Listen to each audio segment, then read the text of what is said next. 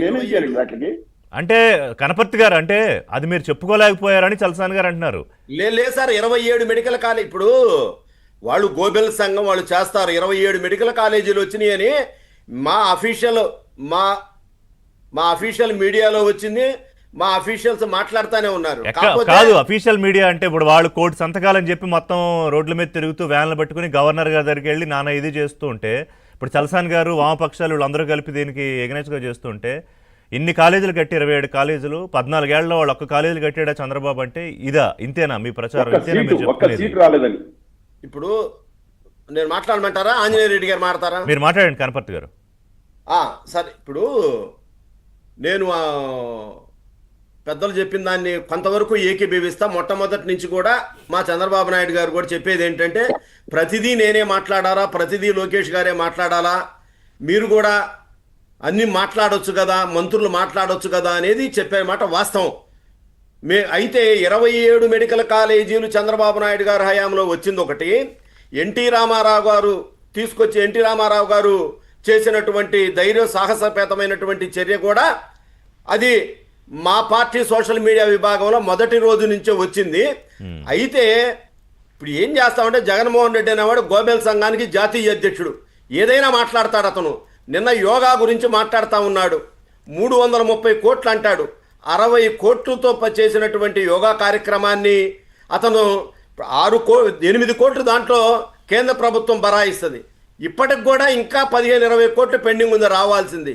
ఋషికొండ ఉంది, 500 కోట్లు అక్షరాల బిల్స్తో సహా ఉంటే ఆయన నిన్న మాట్లాడతాడు. హరిత రిసార్ట్స్ని పడగొట్టి 10 ఎకరాల్లో 4 ఫ్లోర్స్ కట్టుకున్న అతను ఈ విధమైనటువంటి మాటలు మాట్లాడుతూ ఉంటే ప్రజలు విశ్వసించే పరిస్థితుల్లో లేదు.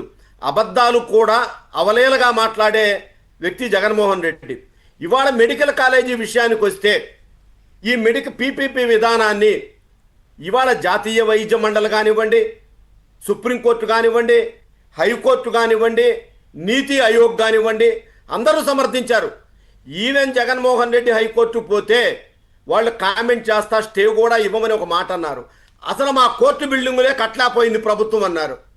గత ప్రభుత్వం మా కోర్టు బిల్డింగులే నిర్మించలేనప్పుడు పీపీపీకి పోతే తప్పేంటి, దాంట్లో ఉన్న మీకున్న ఎటువంటి ఇబ్బంది ఏంటని చెప్పి ప్రశ్నించింది. అసలు దీంట్లో ప్రైవేటైజేషన్ అని చెప్పి మాట్లాడుతూ ఉన్నాడు అతను. అసలు జిల్లా ఇది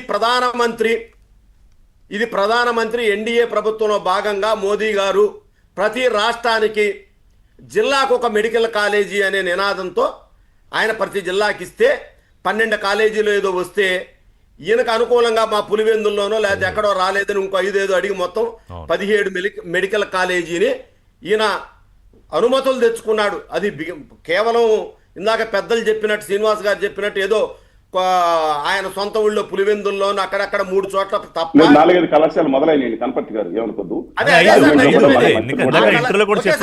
కానీ నేషనల్ మెడికల్ కౌన్సిల్ వచ్చి సంతృప్తి వ్యక్తం చేయలేదు. నిజాయితీగానే సంతృప్తి వ్యక్తం చేయలేదు.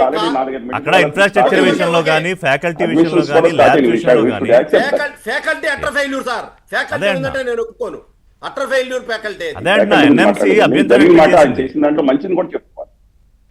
తర్వాత ఈ కాలేజీల్లో 60% కేంద్రం భరిస్తుంది, ఇది 40% మాత్రమే రాష్ట్ర ప్రభుత్వం భరిస్తుంది. ఆ తర్వాత 50% సగం డొనేషన్ సీట్లు అని చెప్పి జీవో 107 తెచ్చింది ఆయనే, జీవో 108 తెచ్చింది ఆయనే. ఏది సగం 50% మెరిట్, 50% డొనేషను, 15% ఎన్ఆర్ఐ కోటా అన్నాడు. ఇంకెక్కడ ఏంటి ఆయన పోరాటం చేసేది? ఇంకా దీని మీద పీపీపీల మీద సిగ్గుందా ఆయనకు మాట్లాడటానికి? ఇన్ని పెట్టుకొని అతను మేమేదో పీపీపీలకు ఇస్తే తప్పని చెప్పి మాట్లాడుతూ ఉంటాడు. ఇవాళ ఒకటే అడుగుతా ఉన్నా, ఈ రాష్ట్రంలో వైద్య విధానంలో ఎటువంటి లోటుపాట్లు జరిగినా వైద్య విద్యార్థులు కానీ, ఆచార్యులు కానీ, మెడికల్ సిబ్బందిగా ఎవ్వరూ కూడా ఊరుకోరు, తిరగబెడతారు వాళ్ళు. వాళ్ళకి ఏ ప్రభుత్వం ఉన్నా భయం ఉండదు.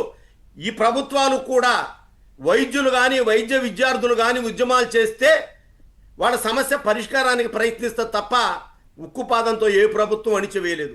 ఈరోజు కూడా ఒక్క వైద్య విద్యార్థి కానీ, ఒక్క సీనియర్ వైద్యులు కానీ రోడ్ల మీదకి వచ్చి ఇది తప్పు. చంద్రబాబు నాయుడు గారి ప్రభుత్వంలో చాలా స్వేచ్ఛ ఉంది. ఈ కూటమి ప్రభుత్వంలో జగన్మోహన్ రెడ్డి లాగా మీరు ఇది మాట్లాడంగానే ఎవరినైనా వచ్చి అరెస్ట్ చేసి వైస్ ఛాన్సలర్లు సైతం ఎస్సీ ఎస్టీ కేసులు పెట్టి అరెస్ట్ చేసే పరిస్థితి మా ప్రభుత్వంలో లేదు. కానీ ఈ రోజు కూడా ఒక్క వైద్య విద్యానికి సంబంధించిన ఎవరు కూడా మాట్లాడకపోగా వాళ్ళందరూ సమర్థిస్తా ఉన్నారు. Yes. PPP model better. ఇవాళ అన్ని దేశంలో రాష్ట్రంలో ఉన్నటువంటి అన్ని రాష్ట్ర ప్రభుత్వాలు ఎక్కడో తప్ప దాదాపుగా అప్పుల పరిస్థితి ఉంది. ఇవాళ ప్రజల ఆశలు చాలా పెరిగినాయి. తప్పో ఇప్పుడు మంచో చెడో మన సంక్షేమ పథకాల పేరుతో అన్ని రాజకీయ పార్టీలు ముందుకెళ్తా ఉన్నాయి. అటు సంక్షేమము ఇటు రాబడి చూసుకుంటే చాలా పరిస్థితులు రాష్ట్రంలో పరిస్థితులు ఎక్కడా కూడా బాగలేదు. అది సింపుల్ దాంట్లో భాగంగా శ్రీనివాస్ గారు. నువ్వు ఇప్పుడు ఇవాళ దీనికి ఇదిగోండి. ఎక్కడికో ఇన్ని కూడా చర్చించక్కర్లా. అతను చేయలేకపోయాడు. ప్రభుత్వం ఇవాళ అదే, వచ్చిన నేను కూటమి అదిగో చెప్తా ప్రభుత్వం. సార్. డబ్బులు ఈ లేవు, గుదిబండం నిధులు లేవు. తీసుకొచ్చి- ఇవాళ ఈ కేంద్రానికి వెళ్ళి ఏం గుదిబండం చెప్పారు తీసుకొచ్చి- ముఖ్యమంత్రి? ఆర్థికంగా ఒత్తిడిలో ఉన్న రాష్ట్రాన్ని ఆదుకోవాల్సిన బాధ్యత మీకుంది, మాకు సాయం చేయండి అని హంబుల్గానే అడిగారు ఆయన. నా సీట్లతో మీరు అధికారంలో ఉన్నారు, హార్ట్ టూట్ అని అనలా. బికాస్ ఇవాళ స్టేట్ ఇంపార్టెంట్. అదిగా సార్, ఈ గుదిబండ్ల కాలేజీలు అందరినీ తీసుకొచ్చి పెట్టి నువ్వు అన్ని 50%, 15% ఇదంతా కూడా జీవోలు జారీ చేసి ఇవాళ మమ్మల్ని మొయ్యమంటే ఎక్కడ మొత్తం మేమేం తప్పు చేసాం? పీపీపీ మోడల్ ఇచ్చాము, ప్రభుత్వ మెడికల్ కాలేజ్ అని మాత్రమే దాని మీద ఉంటది. అవును. అంతా కూడా ప్రభుత్వ పెత్తనం ఉంటది. ఇవాళ అదిగా సార్, ఇవాళ ఎయిర్పోర్టులు కానివ్వండి, పోర్టులు కానివ్వండి, ఇవన్నీ పీపీపీ మోడల్లో లేవా? ఇవాళ టోల్ గేట్స్ అన్ని ఎవరి దగ్గర ఉన్నాయండి? చాలా సెక్టర్స్ టోల్ ఉన్నాయి. గేట్స్ నేను ఎలా చెప్పేసా నడుస్తున్నాయి? ఆ మాటకు వస్తే ఒక దాదాపు కీలకమైన సెక్టర్ లో 10-12 సెక్టర్స్ పీపీపీ నేను ఒకటే మోడల్ అడుగుతా ఉన్నా సార్, ఇవాళ ఢిల్లీలో ఉన్న బీజేపీ ప్రభుత్వం, ఈ ప్రభుత్వం నేను ఢిల్లీ ప్రభుత్వం ఇవాళ నిన్న 12 మెడికల్ కళాశాలని మేము పీపీపీలకు పోతున్నామని చెప్పి మాట్లాడారు. వాళ్ళు వెళ్తున్నాము, ఈ విధానం మంచిదేనా కాదా అనే దాని మీద కూడా అంటే అందరూ మంచిదని చెప్పి రిపోర్ట్ Okay. ఇచ్చారు. ఇవాళ వచ్చిన బ్రేక్ PPP తీసుకుంటా. మోడల్లో నిన్న పోతే- సీఎం కూడా ఢిల్లీలో సార్, ఎంపీలతో నా చిన్న మాట్లాడారు. రిక్వెస్ట్, అలాగే నాకు నిర్మలా సీతారామన్ తెలిసినంత గారు కూడా వరకు- వైఎస్ఆర్సీపీ ఎంపీలు వెళ్తే ఒక రకంగా చిన్న క్లాసే పీకారు దీని మీద. కోర్టులకు వెళ్ళినా నిలబడలేదు. అయినా ఆయన పెద్ద ఉద్యమం చేస్తానంటాడు.